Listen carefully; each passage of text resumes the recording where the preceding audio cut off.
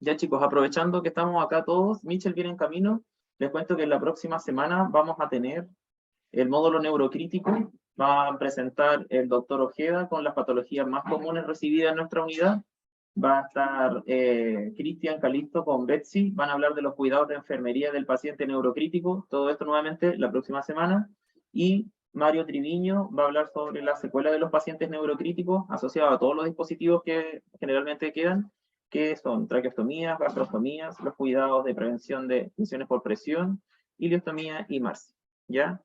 Eso es la próxima semana. Ya. Y como les digo, ¿Ahora sí? nuevamente en septiembre primero volvemos con oncología. Michel, ¿estás acá? ¿Se escucha? Yo me silencio, quedas tú ahora, ¿ya?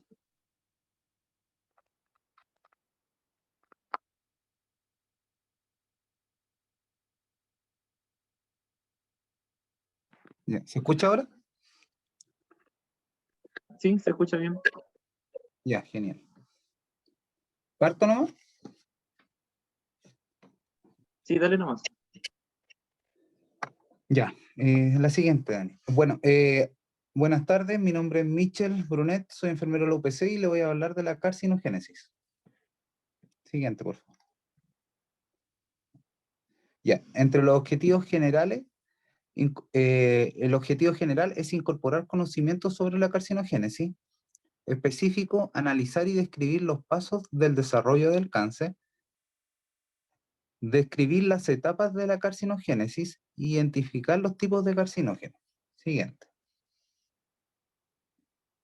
Entre los contenidos, comenzaré con la introducción, posteriormente seguiré con el ciclo celular, carcinogénesis, etapa de la carcinogénesis, tipo carcinógeno y para finalizar la conclusión. Siguiente. Introducción. Actualmente en el mundo, el cáncer produce millones de muertes al año, generando altos costos económicos y sociales, tanto a los valores asignados al tratamiento como el compromiso que genera en la productividad laboral de las personas directamente afectadas y su entorno familiar o cuidador. Entre los factores sociales que afectan la salud, entre ellos tenemos los niveles socioeconómicos, el nivel educacional, las condiciones laborales, la accesibilidad de recursos básicos como el agua y servicios sanitarios, factores como la malnutrición, entre ellos tenemos la obesidad, estilo de vida no saludable y además condiciones estructurales asociadas a políticas públicas, socioeconómicas, culturales y medioambientales. Siguiente. El cáncer en Chile, en cuanto a la mortalidad, en el año 2016, el cáncer fue la segunda causa de muerte luego de las enfermedades que afectan el sistema circulatorio. En cuanto a la proyección, cada año mueren más personas por cáncer y se espera que hacia el año 2023 el cáncer será la primera causa de muerte en el país. La estimación de incidencia para el año 2018 en Chile, según Globocam, es de 53.365 nuevos casos totales, de los cuales 27.483 van a afectar a hombres y 25.882 en mujeres. El siguiente. Siguiente, por favor. El ciclo celular. Vamos a hablar ahora del ciclo celular, en el cual es un proceso fundamental para el desarrollo y crecimiento y reparación de tejidos y órganos. La división celular está controlada por dos sistemas. Tenemos un sistema estimulatorio y otro inhibitorio, los cuales depende el funcionamiento normal de los tejidos y órganos. Estos sistemas consisten en elementos autocrinos, es decir, sustancias que elaboradas por las mismas células. Y también tenemos aquellas sustancias elaboradas por células vecinas de la matriz extracelular. El ciclo celular está compuesto por distintas fases o etapas. En la primera fase, que es la fase G0, también conocida como la fase de reposo celular, en esta fase la célula se encuentra inactiva, esperando la estimulación adecuada para iniciar este ciclo. Una vez que esta célula es estimulada por distintos ligandos, pasamos a la fase G1, que en esta fase es donde se acopia todos los elementos necesarios para la réplica del material genético y los organelas que componen a la célula. Luego pasamos a la fase de síntesis, y en esta etapa se duplica el material genético por medio de acciones de varias enzimas, Por ejemplo, la helicasa, las cuales separan las hebras del ADN, las topoisomerasas, que cortan y pegan las secciones del ADN, y las polimerasas, las cuales se encargan de la síntesis y adición de nucleótidos. Una vez que tenemos esta replicación del ADN, pasamos a la fase G2. En esta etapa se sintetizan los elementos faltantes, preparando la célula para la mitosis. Por último, tenemos la fase mitótica, en la cual se produce el reordenamiento genético, separación de las células hijas, y esto va a tener como destino lo siguiente. 1. Progresar hasta la diferenciación y luego de muerte, y de esta manera reiniciar de nuevo el ciclo celular. O 2. Quedar en un estado de reposo hasta recibir la estimulación adecuada y así iniciar de nuevo el ciclo celular. El siguiente, por favor. Durante el ciclo celular existen distintos puntos de control, los cuales están dominados por las ciclinas y las cinasas. Los puntos de control son, por así decirlo, alcabalas donde se evalúa la célula misma y ésta debe cumplir con los requisitos para pasar a la siguiente fase. Además, los puntos de control tienen la capacidad de activar ciertas proteínas para reparar posibles alteraciones o daño en el material genético. Las ciclinas están entre los reguladores centrales más importantes del ciclo celular. Las ciclinas son un grupo de proteínas relacionadas y existen 4 tipos de ellas ubicadas entre cada fase. En la fase 1, la ciclina debe activar o inactivar proteínas blanco en el interior de la célula. La ciclina dirige los acontecimientos del ciclo celular mediante la asociación a una familia de enzimas llamada cinasas dependientes de ciclina. Y las cinasas dependientes de ciclina, como unitarias, son inactivas. Por lo tanto, la unión con una ciclina genera un proceso de activación y vuelve la enzima funcional y permite realizar las distintas funciones establecidas. Siguiente, por favor.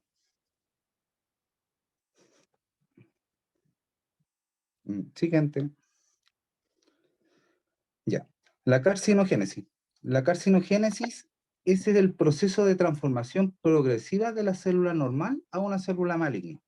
Lo que quiere decir que el cáncer es de origen monoclonal, la cual la célula tiene la capacidad de esquivar o escapar a los distintos puntos de control y también tiene la capacidad de engañar al sistema inmunológico, lo cual permite que esta célula cancerígena o en proceso de transformación a una célula maligna sea autónoma. Dicho proceso puede ser el resultado de eventos endógenos o exógenos, y durante el proceso de transformación existe un equilibrio entre la proliferación celular y la muerte programada llamada apoptosis. Y estos cambios pueden ser genéticos o epigenéticos. Los resultados de los cambios de la célula consisten en la activación o inhibición de distintas proteínas, las cuales van a regular el desarrollo celular. Siguiente, por favor. En cuanto a la activación o inhibición de las proteínas reguladoras, nos encontramos con los protooncogenes, los cuales desempeñan un papel importante en el control de la división celular y la muerte celular, y durante nuestro crecimiento y desarrollo puede estar fisiológicamente activo o reprimido, dependiendo de la etapa de desarrollo en que se encuentre en el organismo, ya sea embrionario, fetal o en la adultez. Tanto en las dos primeras etapas, los protooncogenes se encuentran activos, lo cual va a permitir un buen desarrollo y evolución de los órganos y sistemas. Ya en la etapa de la adultez, estos protooncogenes entran en una fase de supresión, porque ya realizan la función establecida. Ahora, ¿cuáles son los protooncogenes o cuáles son las funciones de estos protooncogenes? Tenemos los factores de transcripción, los cuales se caracterizan por codificar proteínas que se unen al ADN, activando la transcripción de otros genes. Por otro lado, tenemos factores de crecimiento y los receptores para los factores de crecimiento, los cuales son factores solubles, secretados normalmente por determinados tipos de células de unión, a sus respectivos receptores de membrana. En las células blanco activa las señales amplificación dependiente de quinasa, los cuales conducen a la actividad del ciclo celular. Ahora bien, cuando muta estos protooncogenes o la célula hace copias adicionales de estos protoncogenes, puede reactivarse o producir una división celular descontrolada. De esta manera, un protoncogen contribuye al desarrollo de una célula de cáncer, partiendo de una célula normal.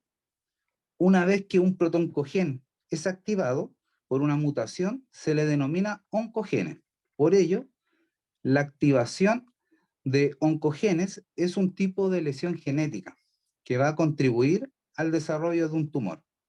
Por otro lado, vamos a tener los genes supresores de tumores, los cuales son proteínas que juegan un papel importante en la división celular, inhibiendo su proliferación, frenando la acción de la ciclina y dejando en más tiempo a esta célula en cada una de las fases que mencioné anteriormente en el ciclo celular, dando la oportunidad a los organismos o a los mecanismos reparadores del ADN, promoviendo la apoptosis celular.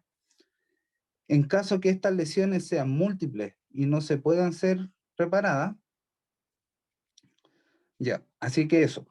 Y cuando ocurre una mutación en el gen supresor de tumor y este ya no es capaz de desempeñar su trabajo, ocurre como resultado un crecimiento celular descontrolado. Y esto contribuye además al desarrollo del cáncer. El primer gen supresor descubierto fue el gen del retinoblastoma. Otra proteína más adelante que se descubrió en la década de los 80 fue el gen P53, el cual fue asignado como el guardián del genoma.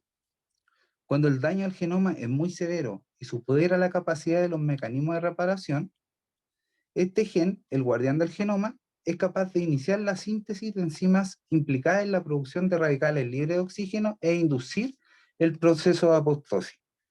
De esa forma, impiden la proliferación de las células alteradas. Y también tenemos otros genes supresores de tumores que cumplen funciones muy vitales. Uno de ellos es el gen P16, también denominado CDKN2, el cual es un gen supresor que frena las progresiones de la fase 1 a la fase de síntesis. Ya, el siguiente, por favor. El siguiente, por favor. ¿Se escucha? Ya. Etapas de la carcinogénesis. Ahora vamos a hablar de la etapa de la carcinogénesis. Para la transformación de las células sanas a malignas, estas deben pasar por 3 fases. Por la fase de iniciación, luego por la fase de promoción y por último por la fase de progresión. Siguiente, por favor.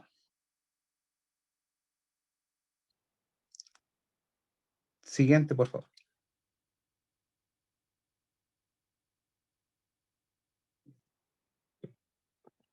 Siguiente, por favor.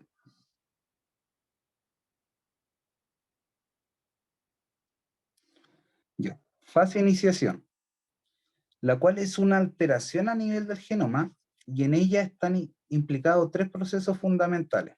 Entre ellas está el metabolismo celular, la reparación del ADN y la proliferación celular. La afectación de cualquiera de ellas puede dar pie al proceso de carcinogénesis. Dentro de las sustancias iniciadoras tenemos las sustancias incompletas o carcinógenos incompletos, los cuales dependen de dosis expuesta, por lo que es necesario de otros factores que potencian el proceso. Sin embargo, hay carcinógenos completos, los cuales son lo suficientemente fuertes como para activar las etapas del proceso de carcinogénesis. Un ejemplo de ello son las radiaciones nucleares. Estos carcinógenos dan lugar a incrementos en la mutación espontánea y alteraciones del ADN. Estos agentes pueden ser físicos, químicos o virales.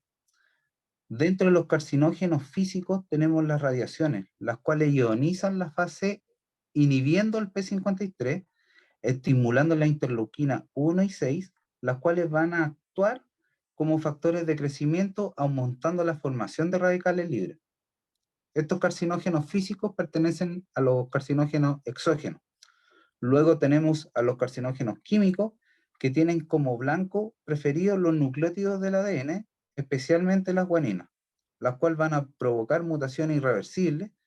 Un ejemplo de eso son los insecticidas, los plagueticidas. Y por último, tenemos los carcinógenos virales, los cuales van a actuar inoculando sus propios oncoproteínas en las células huésped, alterando de esta forma el genoma celular, imponiendo su propia información genética. Ejemplo de ello tenemos el virus de la hepatitis C, el del papiloma humano, el virus del Epstein-Barr, el virus del HTLV1 y 2, los cuales pueden promover la formación tanto de tumores sólidos como de tumores hematopoyéticos. El siguiente, por favor.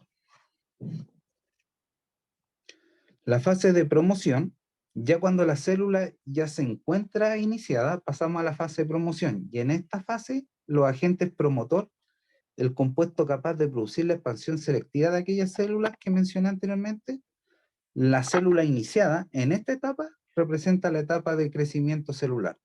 Con la formación del tumor participan factores de crecimiento y los receptores de los factores de crecimiento, la angiogénesis y la degradación de la matriz extracelular, produciendo una alteración en la estructura de la célula y no una alteración del ADN.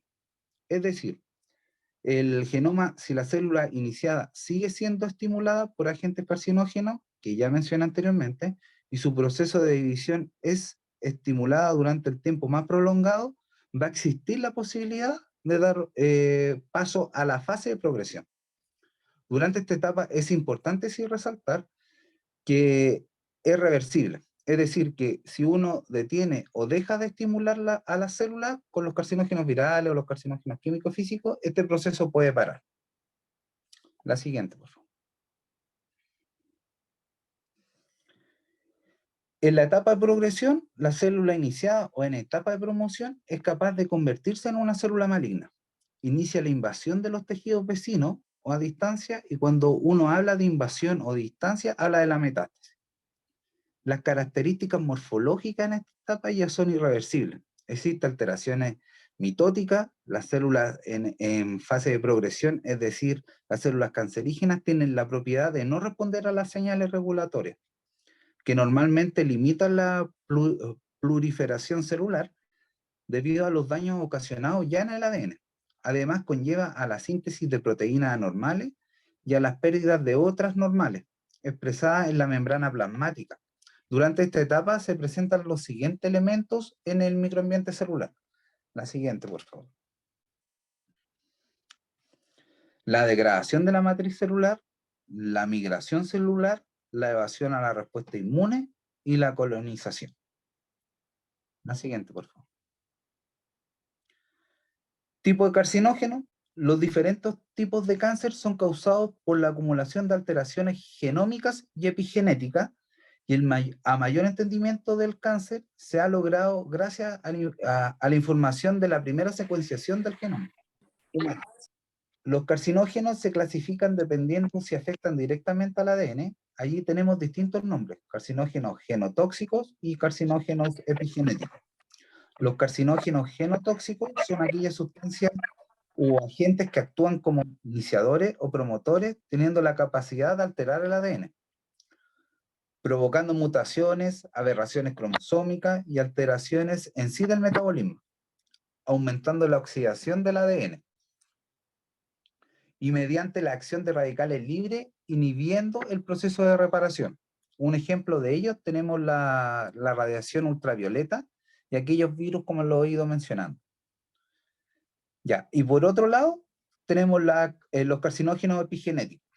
En las últimas décadas se ha demostrado en distintas investigaciones que diferentes alteraciones epigenéticas colaboran en la transformación celular. Los carcinógenos epigenéticos son aquellas sustancias que afectan directamente el ADN, dando como resultado células genéticamente inestables, actuando, modificando la fisiología de los tejidos y órganos específicos, provocando una sobreestimulación persistente, aumentando la mutación espontánea y defectos en las proteínas reguladoras del ADN. En general, los agentes epigenéticos se pueden considerar como promotores de las células ya iniciadas. El siguiente, por favor.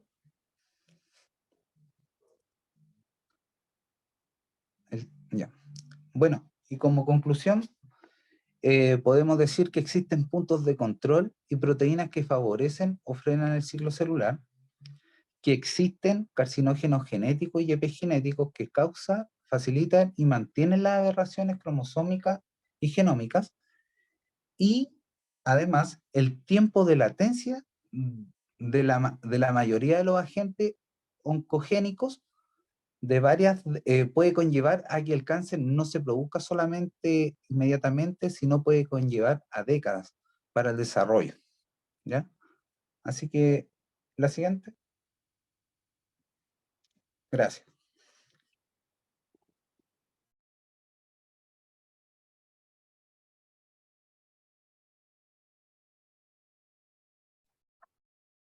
Gracias, Michel, por tu presentación.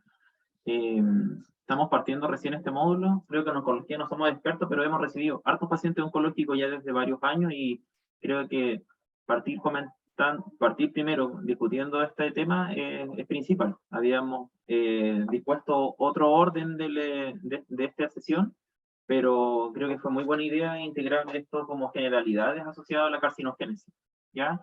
Así que muchas gracias, quedó todo muy clarito por lo menos. No sé si alguien tiene algo que comentar, algo que decir, si no damos paso a la siguiente presentación. Están ahí los micrófonos, pueden levantar la manito o hacer algún comentario. Gracias, Michel. Gracias.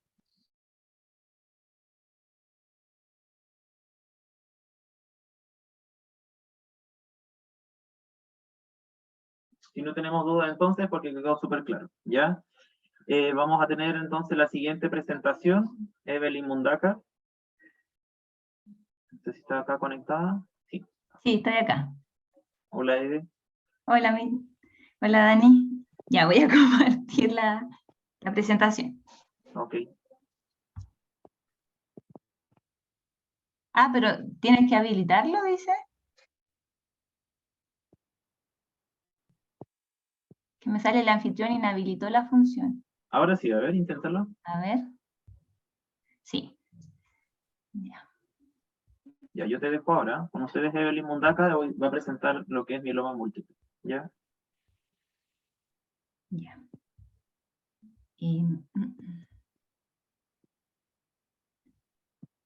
¿Se ve? Sí, Eve se ve, pero en la última diapo de la presentación. Ah, ya. Ay, se veo. Bueno. Ya.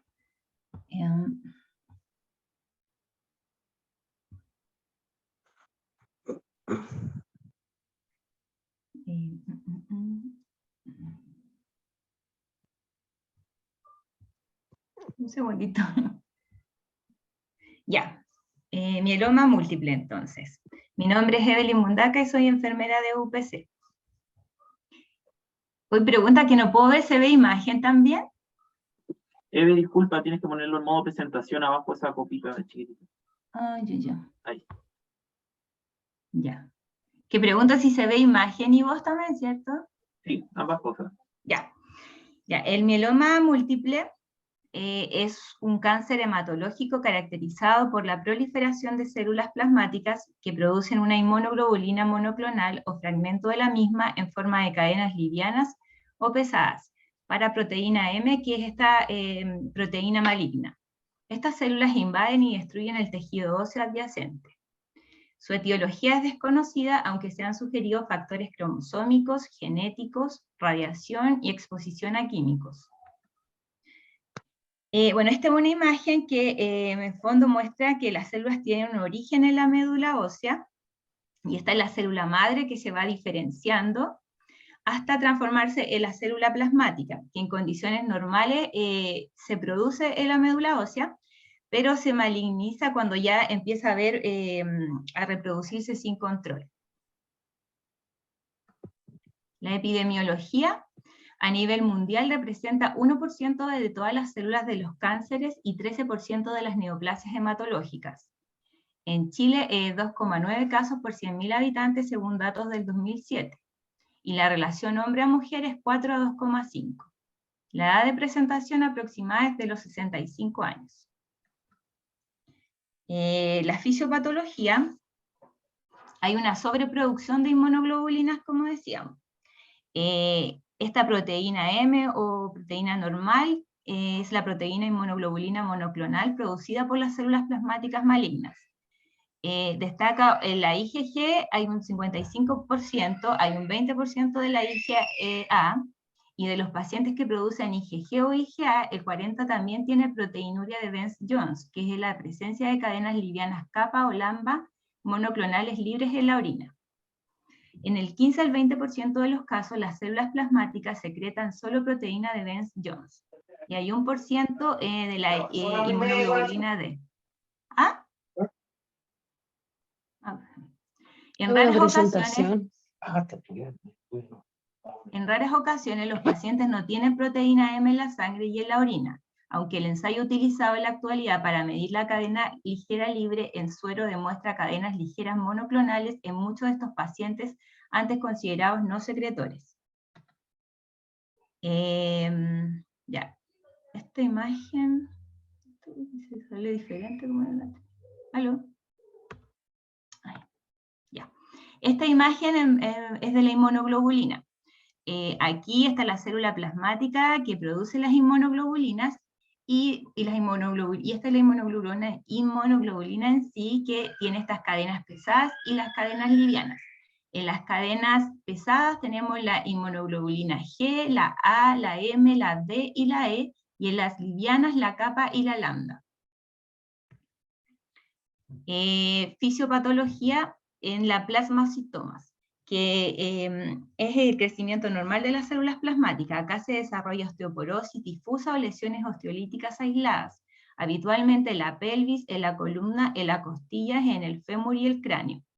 Las lesiones son causadas por el reemplazo óseo secundario a los plasmacitomas en expansión o a citocinas secretadas por las células plasmáticas malignas que activan los osteoclastos e inhiben a los osteoblastos. El hueso se va reconstruyendo constantemente, lo que quiere decir esto. Y para eso intervienen dos clases de células óseas, que son los osteoclastos y los osteoblastos. Los osteoclastos desintegran el hueso viejo y los osteoblastos generan hueso nuevo. El problema con las células del mieloma es que producen una sustancia que indica a los osteoclastos que acelere la disolución de los huesos, por lo tanto el hueso viejo se desintegra sin que el hueso nuevo se vuelva a reemplazar. Y por lo general las lesiones osteolíticas son múltiples, a veces son masas intramedulares solitarias, y el aumento de la pérdida ósea también puede provocar hipercalcemia. Acá hay una muestra, en verdad, de radiografía donde se ven estos pequeños como hoyitos, como apolillados, así se ven, ¿verdad? Que son las lesiones líticas, que en el fondo ahí se destruyó ya el hueso, que es lo que provoca el mieloma. Y acá en esta imagen también el cerebro, que acá también se muestran estas lesiones líticas, ahí, acá. Y el daño renal. La insuficiencia renal tiene numerosas causas y principalmente es el resultado del depósito de cadenas ligeras en los túbulos distales con la enfermedad renal relacionada con el mieloma o la hipercalcemia. Generalmente en muchos pacientes se presenta insuficiencia renal al inicio de esto en el diagnóstico, y otro se va desarrollando a medida que se desencadena la evolución de la enfermedad. Pero cuando se indica insuficiencia renal al inicio, el pronóstico generalmente es más malo de este tipo de cáncer. Asimismo, los pacientes a menudo desarrollan también anemia debido a la nefropatía o la inhibición de la eritropoiesis por células cancerosas, pero a veces también debido a otras causas no relacionadas como deficiencia de hierro o deficiencia de vitamina B2. Bueno, esta es una muestra como lo que pasa en el riñón, que el exceso de esta proteína en la sangre finalmente se deposita en el riñón. Acá vemos este depósito de estas cadenas livianas que se van acumulando en los túbulos hasta al final obstruir, y ahí ya causan un daño renal. Y después estas proteínas se van eliminando por la orina, por eso también para el diagnóstico se buscan este tipo de proteínas en las muestras de orina. Signos y síntomas. El dolor óseo persistente, que principalmente es en el tórax o la espalda, la insuficiencia renal, que ya lo habíamos mencionado antes, infecciones bacterianas recurrentes, hallazgos en exámenes de rutina, que hay aumento de la concentración de proteínas totales en la sangre, proteinuria o anemia, o insuficiencia renal de causa desconocida. Las fracturas patológicas son comunes y el colapso vertebral puede provocar compresión de la médula espinal y paraplegia. Los síntomas de anemia, síndrome de hiperviscosidad y síntomas de hipercalcemia. El diagnóstico se realiza una evaluación general y factores pronósticos. Hemograma completo con plaquetas, frotis de sangre periférica, eritrosedimentación y pruebas químicas de nitrógeno ureico, creatinina, calcio, ácido úrico, LDH, beta-2 y microglobulina. Y análisis de cadenas livianas libres en suero, kappa y lambda. Estudio radiológico con serie ósea completa. En caso de sospecha de compresión medular se recomienda estudio con resonancia. Identificación y cuantificación del componente monoclonal, electroforesis de proteína en plasma y orina, cuantificación de inmunoglobulina GMA, inmunofijación de cadenas pesadas y livianas y proteinuria de 24 horas. Y el examen de médula ósea, que incluye estudios citogénicos convencionales y de hibridación fluorescente in situ, que es el que se llama FISH.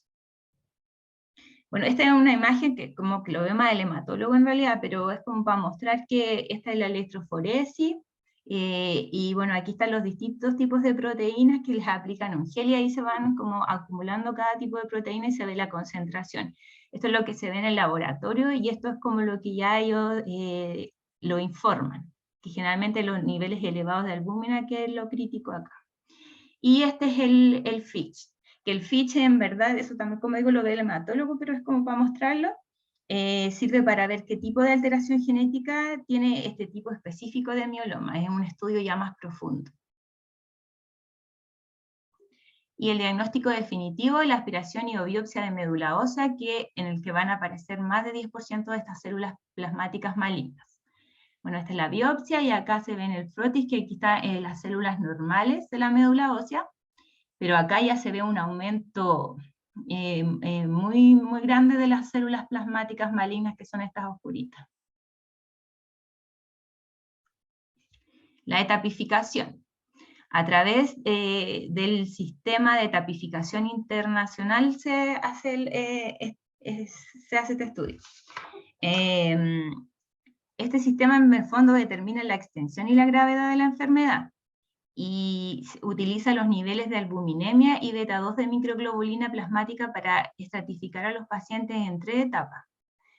En la primera etapa, la beta-2 microglobulina es menor a 3,5 y la albúmina es mayor a 3,5 gramos por decilitro. Eso da como una sobrevida aproximada de 62 meses. Acá también se asocian los niveles de LDH también, que es como pronóstico, y en la etapa 1 están normales. En la 2, la beta-2 microglobulina menor a 3,5 y la albúmina menor a 3,5 también. O beta-2 microglobulina entre 3,5 a 5,4 miligramos por litro. Esto es una mediana de sobrevida de 44 meses, y en la etapa 3, ya la más grave, beta-2 microglobulina es mayor a 5,5. Eso da una mediana de sobrevida de 29 meses, y aquí también la LDH está muy elevada. Y también se complementa con el PET-CT. El tratamiento. Bueno, la quimioterapia en pacientes sintomáticos, generalmente dijimos que se presentaba a mayor de 65 años, pero también hay en otros pacientes que se ha presentado antes, se divide en eso el tratamiento. En menores de 65 años, supone que tiene un mejor pronóstico, la quimioterapia se utiliza mieloablativa, que es melfalán intravenoso en altas dosis, y tamo, que es trasplante autólogo de médula ósea. En el fondo ocupan dosis elevadas de quimioterapia o radioterapia para eliminar todas las células cancerosas, pero también, como es tan fuerte, termina eliminando a las células sanas, digamos. Y después de esto se hace o se suministran estas células madre trasplantadas para que se reemplacen por las células que ya habían sido eliminadas. Y a mayor de 65 años hay combinaciones de melfalán con prednisona, talidomida, continuo, con ciclos cada 6 semanas, con un máximo de 12 ciclos. O también se ocupan agentes inmunomoduladores y o inhibidores de la proteasoma con corticosteroides, o anticuerpos monoclonales, incluyendo elotuzumab y daratumumab. También está el alotrasplante de células madres, que es con una persona genéticamente diferente, pero de la misma especie, y la radioterapia de las áreas sintomáticas específicas que no responden a la terapia sistémica. Dentro de las terapias de soporte está el manejo de la anemia, que generalmente se ocupan con agentes estimuladores de la eritropoyesis. La tromboprofilaxis, porque en estos pacientes se desarrolla mucho, producen trombosis. Así que los dejan con aspirina o heparina de bajo peso molecular o anticoagulantes cumarínicos. El uso de bifosfonatos con soledronato o pamidronato. La prevención de las infecciones generalmente, principalmente bacterianas, se deja con tratamiento empírico de antibióticos. El manejo quirúrgico es como para evaluar más que nada el riesgo de fractura o la inestabilidad de la columna. Así que eso. Manejo de la hipercalcemia, con abundante como hidratación, la falla renal, evitando algunos medicamentos que producen mayor falla renal, que son más nefrotóxicos, y si hay hiperuricemia con alopurinol. La inmunización en estos pacientes se realiza con vacuna conjugada de neumococo, la neumo 23 y la antiinfluenza. Es importante que no haya como con virus atenuado vivo cuando están en la quimioterapia por la baja de las defensas que produce la quimio. Y la rehabilitación también es muy importante porque debe estar full con terapia motora, con kinesiólogo, estos pacientes, y el apoyo psicológico y la contención emocional por todo lo que significa afrontar la enfermedad, o lo fuerte también que son los tratamientos con las quimioterapias. Bueno, el pronóstico, la enfermedad es progresiva e incurable. Su mediana de supervivencia es menor de 5 años como resultado de de 5 años como resultado de los avances terapéuticos. Signos pronósticos desfavorables, la albúmina baja, la beta-2 microglobulina, como la habíamos mencionado anteriormente, elevada, LDH alta y alteraciones citogénicas específicas en las células tumorales. Insuficiencia renal al inicio. Y como el mieloma múltiple es fatal, a los pacientes se les debe ofrecer asesoramiento sobre cuidados paliativos. Eso es mi presentación. Gracias por la atención.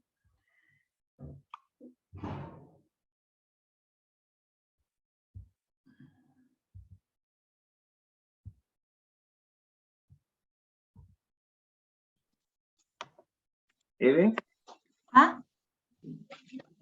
muchas gracias por tu presentación.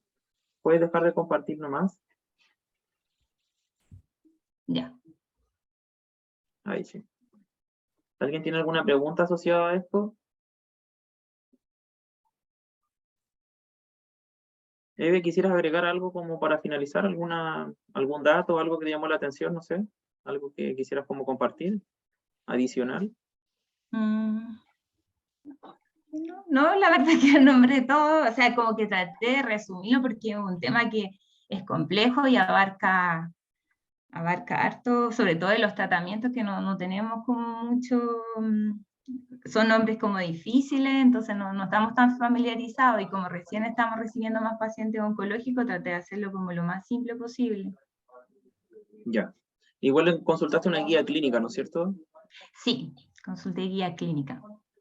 Ya, La o sea guía clínica del MinSal y unos ¿Ya? documentos que están de otro país, son revistas como de medicina que hablan como de las varias patologías, pero como que incluye como las actualizaciones recientes. Porque habían otros documentos de acá, pero que eran del 2010, 2015, que igual estaban un poco antiguos. Claro. Ya. Bueno, muchas gracias, Evelyn. Quedó muy clarito toda tu presentación. Se vio bien igual, así que gracias. Gracias.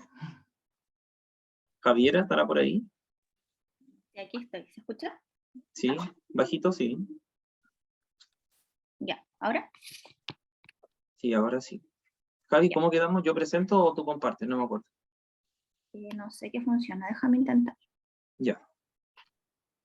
Compartir.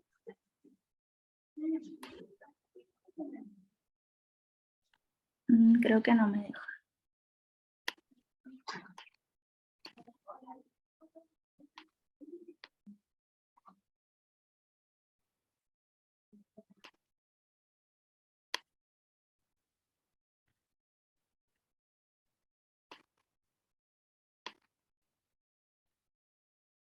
No, no puedo. A ver.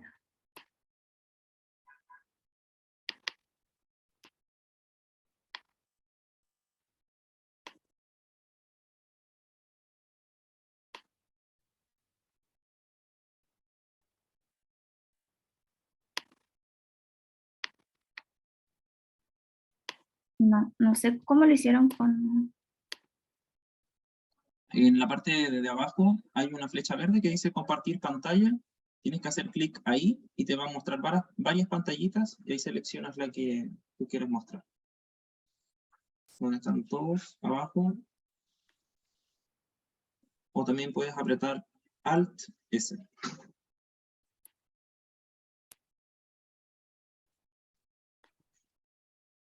Que dice que no tengo el permiso, algo así. ¿Sí? Mm.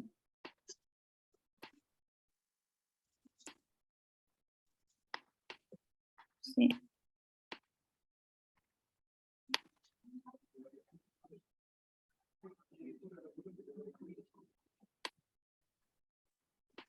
No, no me deja. ¿Y si lo compartes tú? ¿No es más Claro. fácil? Sí, no hay problema. Dame un segundo.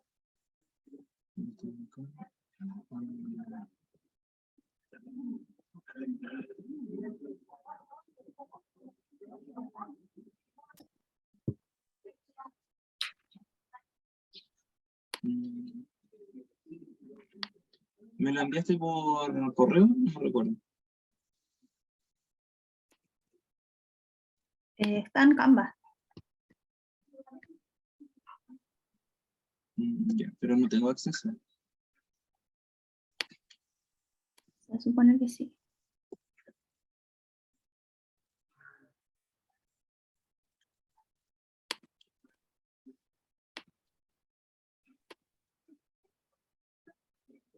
Yo creo que compartir podrías hacerlo.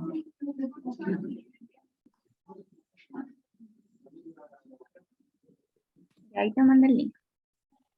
Ok.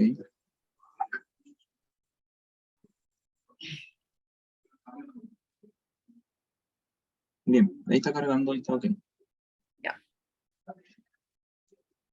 Entonces, está listo. Les voy a compartir la pantalla entonces. Ujú.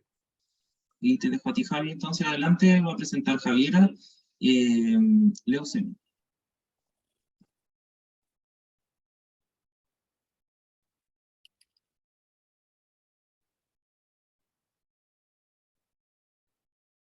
Ya. Bueno, hola a todos. Mi nombre es Javiera Jiménez, enfermera clínica, y mi tema es leucemias. Dale. Bueno, en términos generales, ¿qué es la leucemia? La leucemia es el término que se utiliza para definir a un grupo de enfermedades que son malignas en la sangre. Importante destacar que en esta enfermedad el diagnóstico temprano es esencial. Le permite eso al paciente acudir de manera temprana al médico especialista, en este caso un hematólogo, que le conducirá a un diagnóstico rápido, y la idea es iniciar precozmente el tratamiento. Entre paréntesis, destacar que también es una prestación que está resguardada por el GIES, tanto en pacientes del sistema público como privado. En el sistema público también se deben cumplir esos plazos y en el sistema privado también, ¿ya? Esta enfermedad se caracteriza por tener una proliferación clonal autónoma y anormal de las células, que da origen al resto de células normales de la sangre. Dale.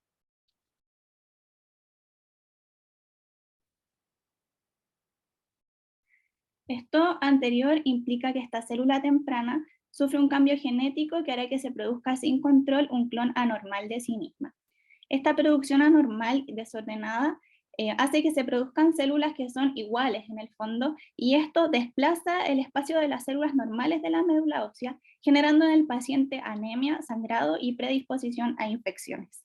Y lo más peligroso dentro de todo es que estas células malignas pueden migrar a otros tejidos y ya tener implicancias más significativas a nivel macro, como por ejemplo en el sistema nervioso central, cuando cuando el paciente ya tiene otros síntomas más generales como cefalea, crisis convulsivas o alteraciones motoras.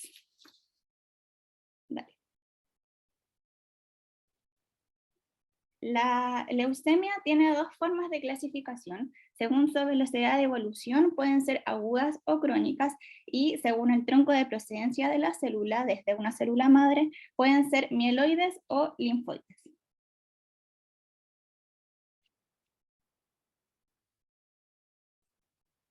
Importante también destacar que el cuadro clínico es más bien inespecífico en un comienzo, pero para las dos leucemias, tanto crónicas como agudas, hay signos que los pacientes los van a tener sí o sí, pero que no es muy fácil de detectar, que son, por ejemplo, la fatiga, el cansancio, la debilidad generalizada, que eso contribuye a este deseo permanente del paciente de estar en cama, y llega el momento en que requieren ayuda para satisfacer sus necesidades de la vida diaria, ¿ya?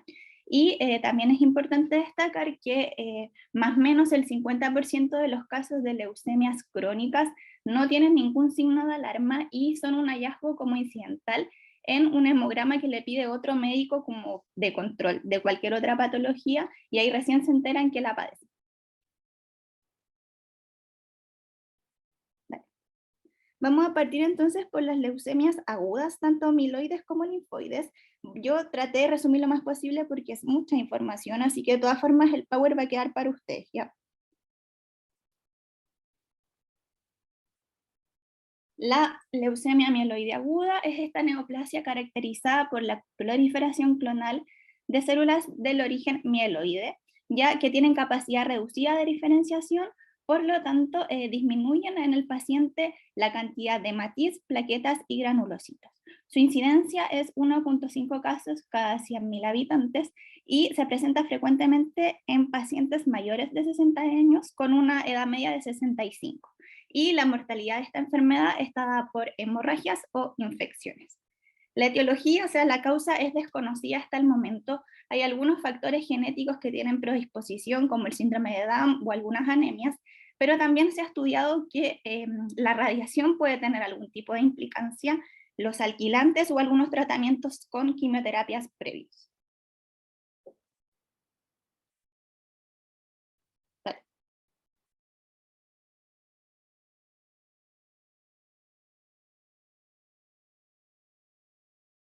Para la confirmación diagnóstica, bueno, aparte de un hemograma completo y VHS, lo que se debe hacer es un aspirado de médula ósea, que es el principal diagnóstico que va a ser de manera morfológica, donde deben existir mayor un 20% de blastos en médula ósea, y aparte de eso se debe hacer la toma de un inmunofenotipo y un estudio citogenético como para clasificar si corresponde a este tipo de leucemia y de qué tipo. Y dependiendo de eso se ve el pronóstico que tiene el paciente.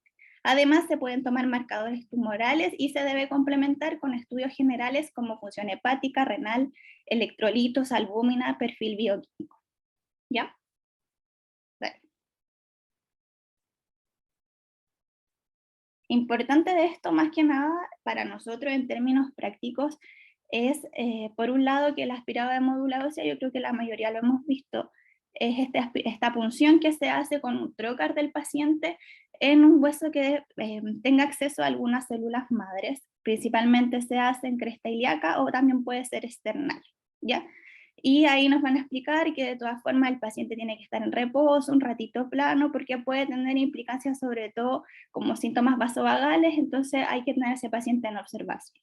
Y por otro lado, el tema de la inmunofenotipificación, por esta citometría de flujo, nosotros lo tenemos en laboratorio, yo creo que algunos han visto esta hojita, y bueno, aquí el doctor va a rellenar, o doctora, los datos del paciente, y marcan cuál es el inmunofenotipo que quieren estudiar, si linfoproliferativos o mieloproliferativos, y también se puede indagar en realidad en varias mutaciones. Vale. Algunas manifestaciones clínicas más importantes van a estar dadas por la insuficiencia medular. En este caso, signos de anemia pueden ser palidez, fatiga o taquicardia. También de la neutropenia va a estar esta predisposición a infecciones. Algunos podrían tener fiebre y algunos focos de infecciones podrían ser orofaringio, pulmonares, cutáneos o perianales, ¿ya? Y en cuanto a la trombocitopenia, tienen esta tendencia a los sangrados. Generalmente puede haber hematomas, púrpura, gingivorragia, epistaxis o hemorragias retinianas. Y también puede haber, pero menos frecuentes, hematuria, hematemesis, melena o hemoptisis, ¿ya? Y también puede haber infiltración extramedular, en este caso, por ejemplo, el sistema nervioso central, como les conté, hígado, vasoganglios con esplenomegalia, hepatomegalia, en la piel también, o en las mucosas orales con hipertrofia gingival, o leucostasis, que genera hiperviscosidad en pulmones, y eso genera infiltrados intersticiales. También se pueden generar coagulopatías, síndrome de coagulación intravascular diseminada, y síndrome de lisis tumoral. Dale.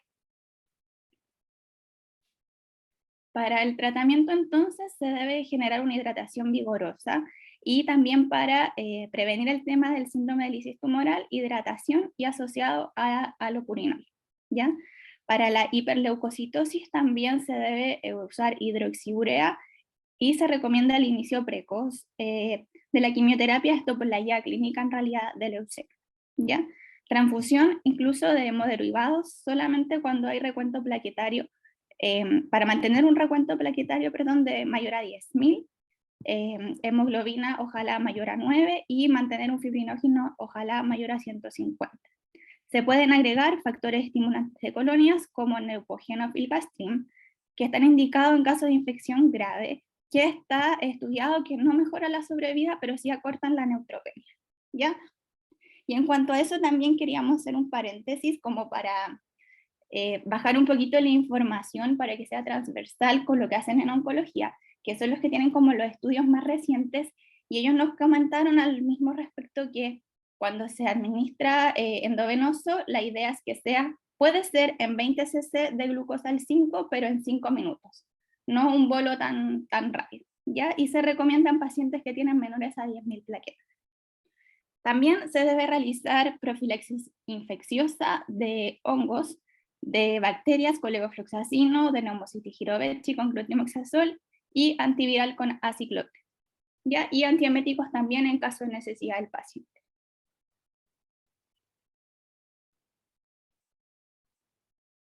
Bueno, el tratamiento específico se hace con esquemas de citarabina asociado a alguna antraciclina, que puede ser daunorubicina o idarubicina, ¿ya? Importante es que los pacientes que no están en condiciones de tolerar esta quimioterapia, que puede ser un poco tóxica, se realiza tratamiento paliativo, transfusiones y también hidroxicarbamida, ¿ya? Y el esquema general, como de inducción al principio, es citarabina por 7 días más alguna antraciclina por 3 días. Aquí les dejé un poquito de las RAMs, que es lo que nosotros tenemos que tener ojo, en verdad, que es la mucositis, alopecia, náuseas y vómitos, dermatitis también, y ya menos frecuente la toxicidad cerebelosa o un diastrés respiratorio.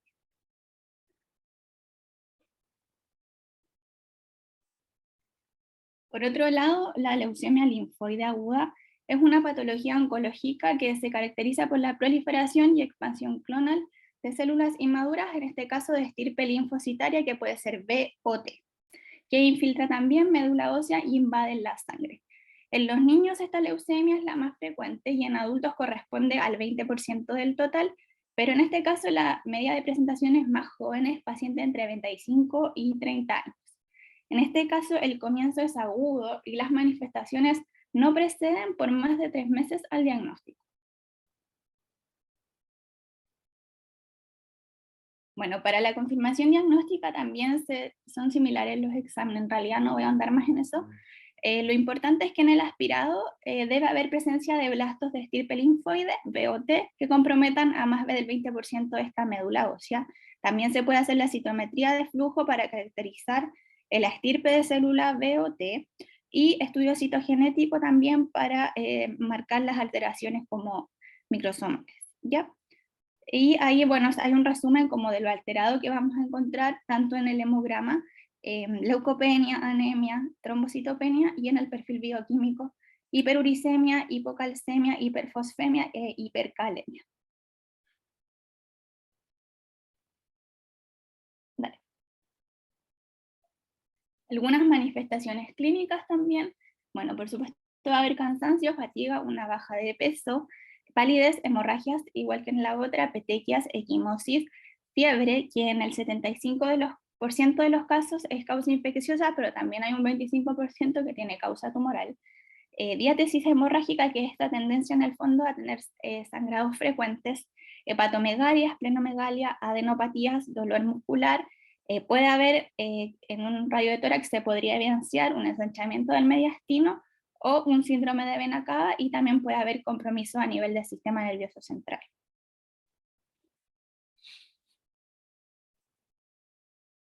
Vale.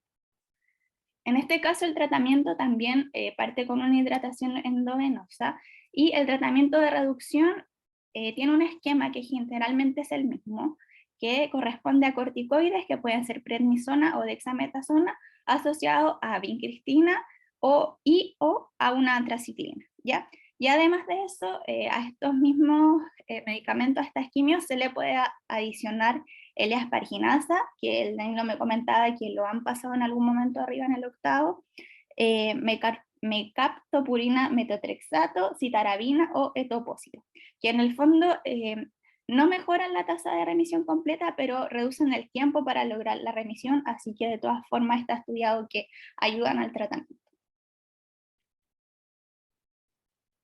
Vale. También, bueno, es importante la profilaxis del sistema nervioso central. Para eso se usa metotrexato con citarabina asociado a dexametasona. También profilaxis de neumocistis con clotimoxazol. Y en mayores de 60 años, que en realidad tienen más riesgo de rechazar el tratamiento o de toxicidad, se agrega vincristina, ¿ya? Junto con controles médicos más seriados. Y el trasplante de médula ósea también podría ser una opción, pero en este caso se debe evaluar individualmente en el fondo con el comité de transfusión de precursores hematopoyéticos, y eso sería un caso especial cuando ya las otras medidas no funcionaron. Vale. Ahora les voy a comentar un poquito de leucemias crónicas. Vale.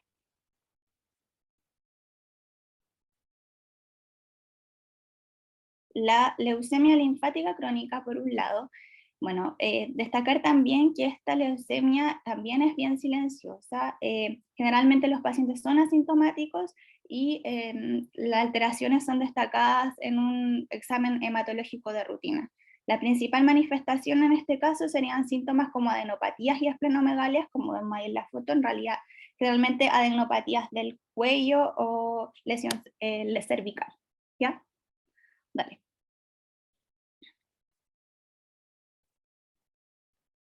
La confirmación diagnóstica se hace con este hemograma también, donde se va a ver una linfocitosis absoluta asociado a una citometría de flujo, donde generalmente hay algunos marcadores que son más probables de aparecer, como el CD5, y en la médula ósea se confirma una linfocitosis mayor a un 25. Dale. Según la guía clínica, entonces, debe haber una linfocitosis absoluta en la sangre periférica, persistente por al menos 4 semanas, infiltración en la médula ósea mayor al 30%, y una clonicidad en la citometría de flujo que destaca generalmente en la mayoría un CD19 o un CD5. Vale. Generalmente hay varios pacientes que, como son asintomáticos, no tienen tratamiento, sino solamente se recomienda la observación clínica y de laboratorio cada 3 a 4 meses. Y en los pacientes sintomáticos lo que se hace es, cuando ya tienen una duplicación en la cuenta de linfocitos o progresión de la adenomegalia son los que son susceptibles de tratamiento. El tratamiento de primera línea en estos pacientes son los análogos de purinas que se llaman, asociado o no a clorambucil. ¿Ya? En pacientes de 65 años los tratamientos son con estos análogos de purinas. La fludarabina puede combinarse con ciclofosfamida o mitoxantrona, ¿ya? Que puede incluso en un 26% de estos pacientes con enfermedad residual negativa. También la fludarabina se puede asociar a rituximab, que mejora la respuesta clínica de los pacientes. Y en el caso de los pacientes que sean mayores a 65 años o con comorbilidades, lo que se recomienda, según la guía clínica del MinSal, es el clorambucil, ¿ya? Que sería el tratamiento de ese caso para ellos de primera línea, y tratamientos que también hacen resistencia, o sea, pacientes que hacen resistencia a la fludarabina, que cursan, por ejemplo, con insuficiencia renal, con citopenias inmunes, también se les ofrece el clorambucil. Dale. Por otro lado, la leucemia mieloide crónica también es una enfermedad bastante silenciosa que también es difícil de detectar en cuanto a la sintomatología, pero en ella existe una alteración cromosómica que generalmente la tienen el gran porcentaje de pacientes, que es más fácil detectar en los estudios hematológicos en el fondo, que es el cromosoma de Filadelfia. Y hay otro que está estudiado que es el T22, que son los más frecuentes. Asociado a eso también hay leucocitosis y trombosis que cursan con GLAN esplenomegal.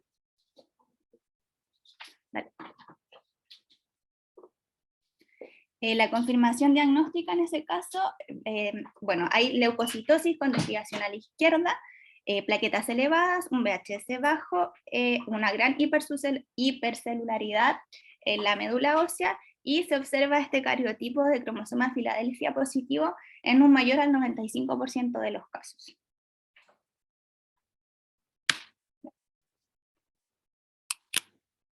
El tratamiento específico en este caso que se recomienda es la hidroxicarbamida, que es el tratamiento inicial que también se puede administrar mientras se hace el estudio genético para confirmar si el paciente tiene o no este cromosoma Filadelfia que yo les conté.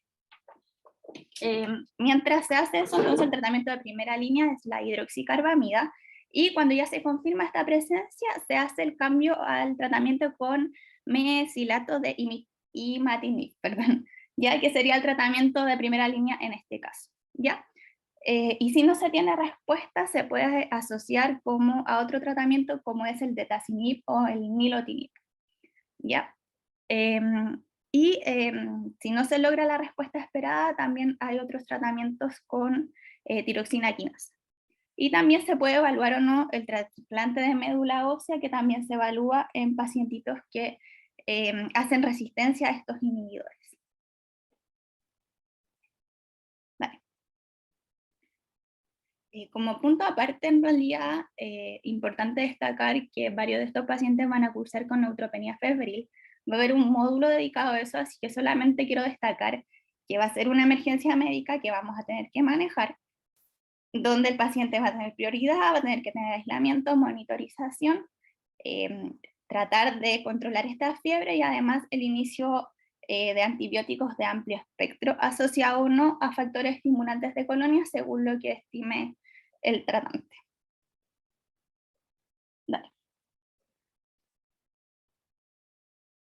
Y como el módulo más práctico asociado a los cuidados, que es los que nos compete a nosotros, van a ser cuidados asociados sobre todo a la quimioterapia, pacientes que se van generalmente en los 10 días de quimioterapia, empiezan con varias sintomatologías asociadas a la neutropenia y al déficit de plaquetas, así que los cuidados recomendados van enfocados a eso en realidad. En el microambiente, la idea es que sea limpio y libre de polvo, y la idea es que nosotros también hagamos educaciones para el alta enfocados en lo mismo, que tengan una ventilación y una calefacción adecuada, y que eviten el contacto con personas como resfriadas o que tengan heridas, y en este caso por sobre todo de COVID, que es lo que nos tiene ahora en realidad, lo que nos compete más. ¿ya? Y por eso también en la clínica se tratan de limitar los flujos, que abajo sea COVID y arriba no, y esas cosas, ¿ya? En cuanto a la alimentación, bueno, ellos siempre tienen que tener un régimen con fibras, ojalá, o sea, tienen que ser todo cocido. Y el agua también cocida, nunca beber jugos ni nada crudo en realidad. Vale. Cuidados de la piel, que son muy importantes, educar en cuanto a la ducha diaria y en su domicilio tampoco evitarle el tema de la ducha argentina. El secado tiene que ser suave con una toalla limpia y tener especial precaución en los pliegues. Lubricar siempre la piel, pero con cremas hipoalergénicas. Mantener las uñas cortas, pero se debe educar también en cuanto a evitar el uso de cortopunzantes, evitar el uso de corta uña porque estarían más propensos a lesionarse. Entonces la idea es como estimular el uso de las limas para las uñas. ¿Ya? Lavado de manos siempre, antes y después de ir al baño, y educar también, y nosotros fijarnos en la presencia de lesiones o sangrados nuevos, ¿ya? Sobre todo en las mucosas orales, la cara interna de la boca, mejillas, lengua, paladar, ¿ya? Realizar aseo bucal es súper importante después de cada comida con cepillo suave, y también realizar colutorios con suero fisiológico y bicarbonato alternado. Dale. Y por último también, importante el tema de la evacuación diaria para ellos. Se deben dar medicamentos, eso generalmente lo dejan indicado, para que el paciente pueda tener al menos una deposición al día, ¿ya? Y en este caso, si no ocurre, lo que se recomienda es el tema del flitoral o la lactulosa. Nunca en estos pacientes está indicado el tema del enema, ni tampoco los tractos rectales. Y también observar siempre la presencia de sangrados en disposiciones o el dolor abdominal asociado a la constipación. Eso. Muchas gracias a todos por su tiempo y atención.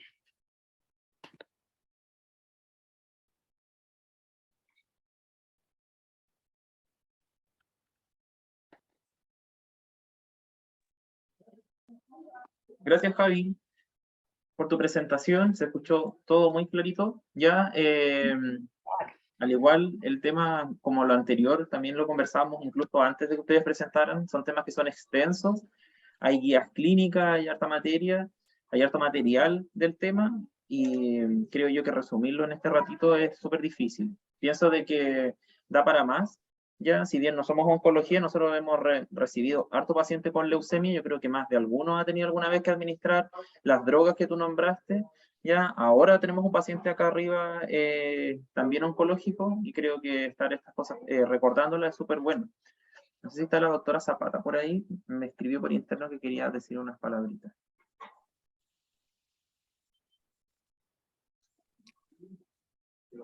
No. Bueno, así que cualquier cosa, ¿alguien tiene alguna duda relacionada con el tema? Doc, tienes el micrófono abierto, dale nomás.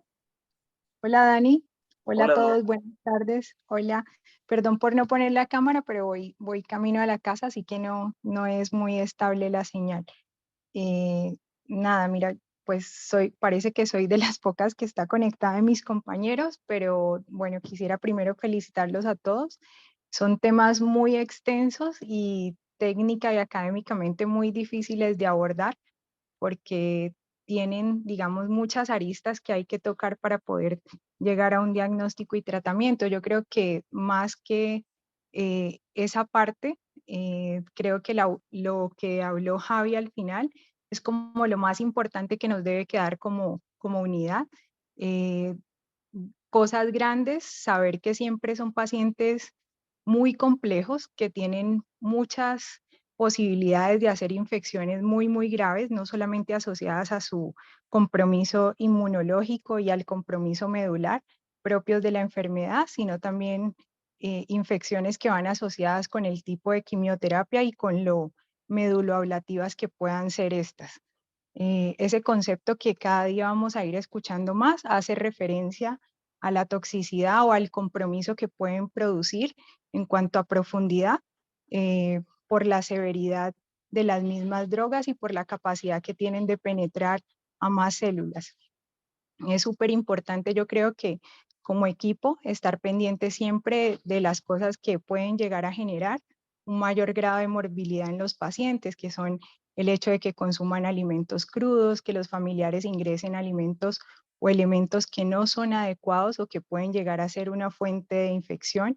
Estar pendiente siempre de todas las mucosas, vía oral, zona rectal, zona vaginal o zona peniana. Yo siempre soy una de las que más insisto en que hay que tratar de mantener las puertas cerradas. Eso es porque desafortunadamente no tenemos la capacidad de tener habitaciones con presión positiva, que sería lo ideal para estos pacientes, y tratar siempre de ser un poquito más incisivos en el lavado de manos, en la utilización de elementos de protección personal, porque nosotros somos una de las fuentes de fomites o de cargar infecciones que pueden empeorar tanto su pronóstico como su condición y que pueden acelerar o intervenir en el proceso de una quimioterapia que pueda ser adecuada.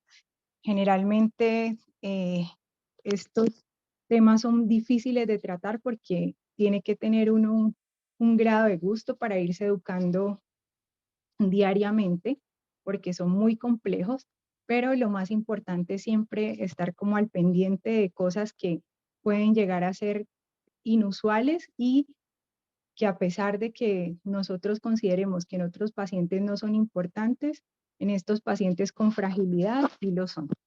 Yo creo que a medida que vayamos creciendo comunidad y teniendo cada vez más pacientes, todos vamos a ir aprendiendo cada vez más de ello. Eso, Dani, no sé qué otra Gracias a cosa. todos. Muchas gracias por sus palabras. Sí, yo creo que son temas de que tenemos que recordar nuevamente, insisto, y como dice usted, hay cuidados de enfermería también, que es también la dirección de esta jornada, que hay que estar ahí atentos, que somos finalmente un grupo de personas que atienden a un paciente, entonces no solo enfermeros, no solo TENS, ya, así que somos varios los que participamos en el cuidado, así que eso por una parte, y por otra también quería contarles de que hay un protocolo que se está llevando a cabo, la unidad de oncología nos ha compartido esto previamente, no se lo quisimos a ustedes presentar, ya que todavía no está autorizado por IAS y es precisamente relacionado al ambiente protegido. Antes no teníamos ese protocolo, ahora se generó, y quiero que también lo sepan que próximamente va a estar en ListPlus para que puedan acceder ahí. Más de alguna vez vamos a tener que necesitar revisarlo ya y también compartirlo, así que quiero que sepan que eso está próximo a salir, y también se toca el tema ahí de lo que hablaba la doctora, o sea, de la presión positiva de las habitaciones, y que nosotros, si bien no tenemos que mantener al menos la puerta cerrada, ¿ya? Así que, bien a todos, felicitaciones. Doctor, ¿iba a agregar algo más? Nada, Dani, gracias. Creo que este es un muy buen espacio. Los felicito por haber sido como los primeros en tratar de estabilizarlo, y ojalá podamos continuar haciéndolo para que todos aprendamos cada día más. Eso. Gracias, Doc. Vale. Bueno, creo que estamos ok entonces. No tenemos más expositores el día de hoy. Hoy la jornada fue más cortita que las anteriores. Es también lo que queremos próximamente para no estar tanto rato tampoco. Sabemos que hay gente que está en sus días libres. También muchos de acá de los compañeros están trabajando, así que full. Ya, muchas gracias a todos. Gracias nuevamente a los participantes y a los presentes. Nos vemos la próxima semana. ¿Ya? Y esto va a quedar grabado. Recuerden que esto está subido a YouTube. Ya lo pueden revisar las presentaciones ahí, toda esta grabación que tenemos, y las presentaciones las vamos a estar compartiendo también. Cuídense, que estén muy bien. Gracias a todos. Chao, chao.